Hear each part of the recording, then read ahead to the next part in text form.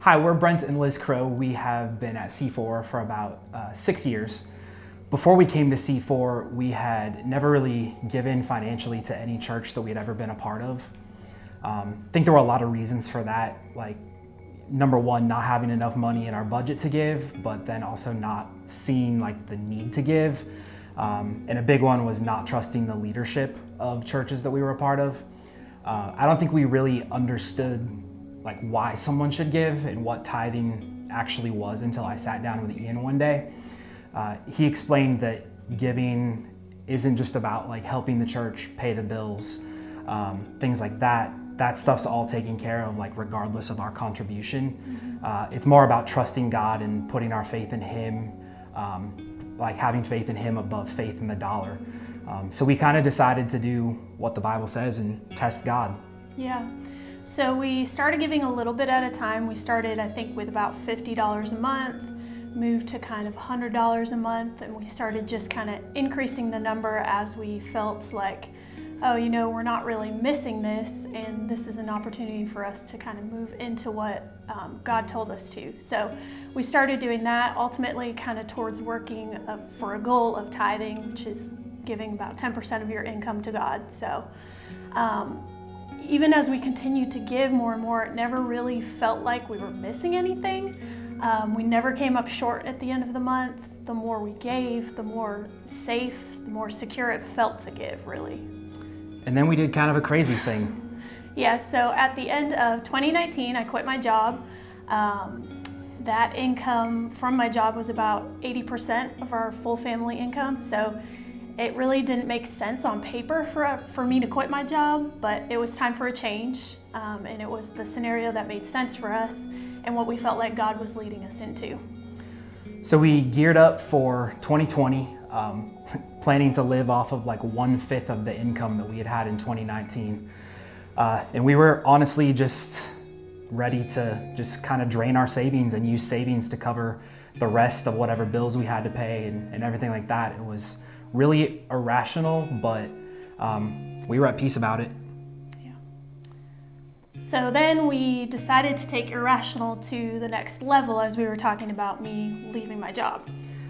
We had, as we had progressively given, we had worked our way up to almost tithing while she was still working, and we prayed about it and decided to continue giving the exact same dollar amount that we were already giving up 80% of our income, but still giving the same amount each month. I don't say that at all to like pat ourselves on the back, but we went from this place of almost tithing to doing what I called the triple tithe, giving like 30% of what we were bringing in. Yeah, so it was an irrational kind of choice, or it felt irrational maybe at the beginning, because we knew that every bit that we were giving to the church was a little bit more that we were going to drain out of our savings, or that's what we expected. But after we had learned about giving, after we had learned about tithing, after our time at C4 and learning more about the Holy Spirit and spiritual gifts, we knew we were headed into a time of financial insecurity. So the thing that we thought would be the best was to choose to believe what God said in His Word, and choose to keep giving and keep tithing and know that He was going to take care of us. It ended up taking one single day before we saw the first round of God's irrational provision in our lives. The stipend that I had been receiving from the work that I do here at C4, one day I found out that it was quadrupling. There was like no discussion, no expectation of this, no warning. Just like that, a really big chunk of what we were planning on using from our savings was covered for the upcoming year.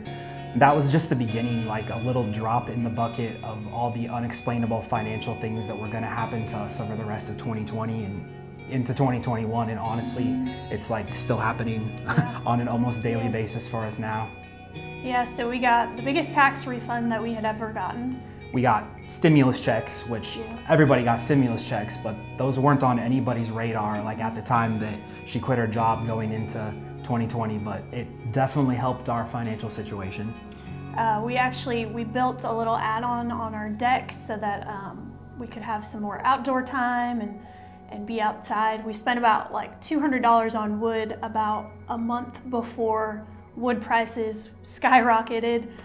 So the cost of building that would have been a lot higher the next month.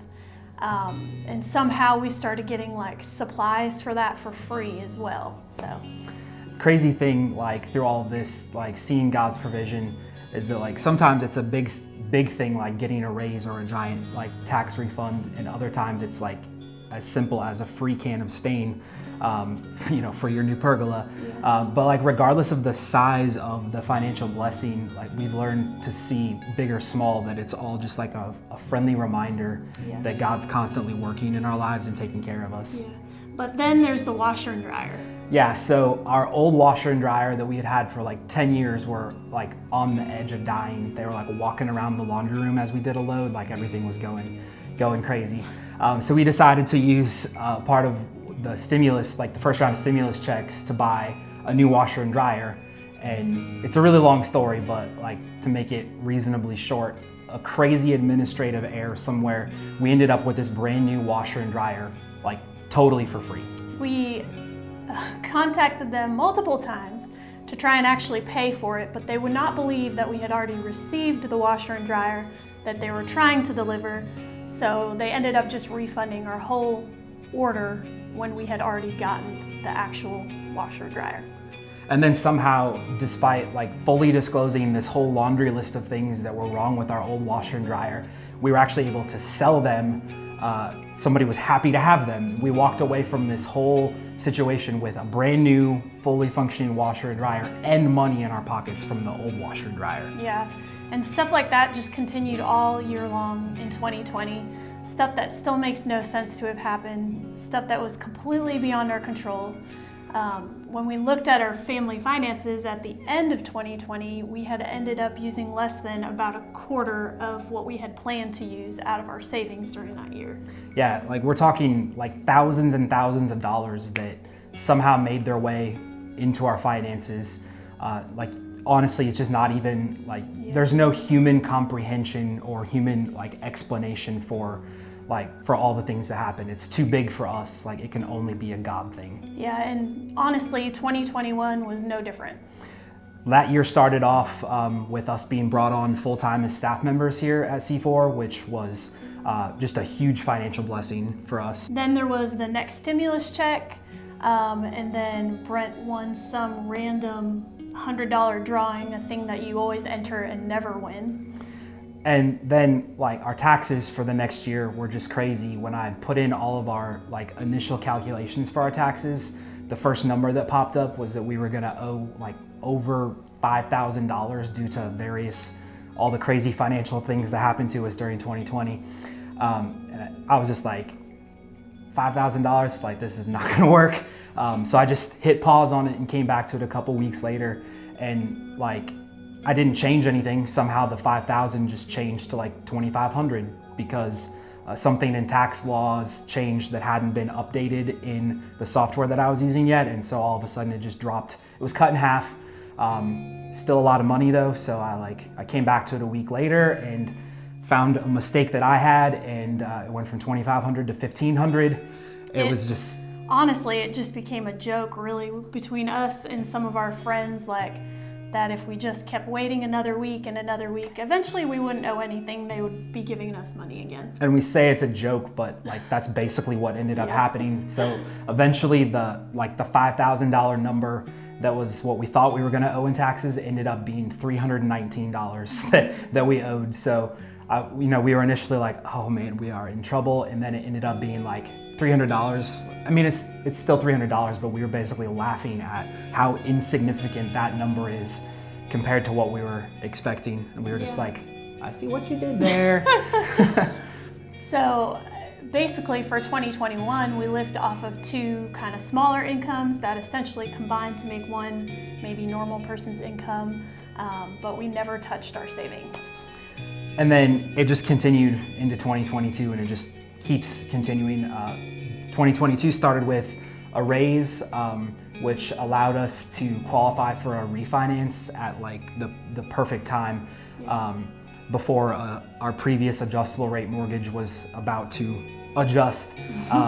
So, and then of course we have a baby on the way, so perfect timing to lock those things in. And those are obviously like big reminders. But then the things that always really get us are the small reminders, the little things that come up like week to week and day to day, like little financial things that are like, that's so cool. Like within the same month, I bought a piece of music equipment online and it arrived broken. And it was like a time sensitive thing, so I bought another one right away. And then the seller of the broken one sent me a brand new replacement. I bought a used broken one and they sent me a brand new one, no extra money. A whole bunch of weird stuff happened and I ended up walking away from the whole thing with 3 of them. I kept one and sold the other 2 and walked away somehow profiting off of the whole thing, but also still had a piece of equipment that I was able to keep, and everybody involved was like was okay with it. And then separate from that, I had a different piece of equipment that I was selling. It got damaged in shipping, and somehow I was able to keep the money from selling the item, got refunded the full cost of the item from the shipping company because of the damage, and the person who bought it was happy to keep it in the damaged condition. So I got double paid for this thing, and everybody involved walked away happy. It just it's bizarre. And even like really small stuff, like a couple weeks ago we did a grocery delivery order. We ended up getting a complete delivery that was probably like $70 worth of stuff that wasn't ours. So we got a refund for that. And then a couple of days ago we got another grocery delivery and there was a package of steaks worth $30 that was in that we didn't order.